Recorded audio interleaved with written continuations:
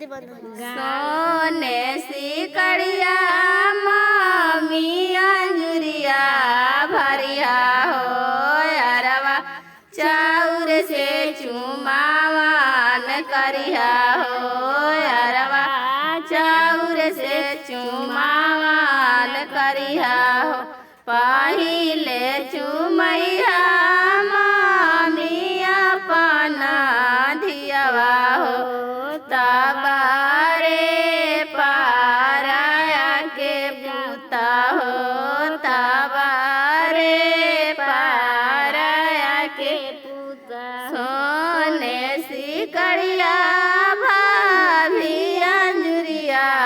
भरिया हो अरवा चाउर से चुमावान करिया हो अरवा चाउर से चुमावान करिया पहिले चुमैया भाभी अपना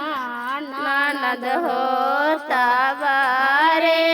पाराया के बूता हो तबारे पाराया के जामन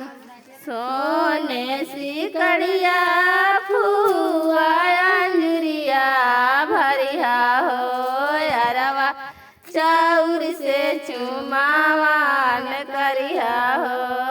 अरवा चाउर से चुमावान कर पहिले चुमैया फुआ अपना बेटिया हो तबारे पाराया के हो तबा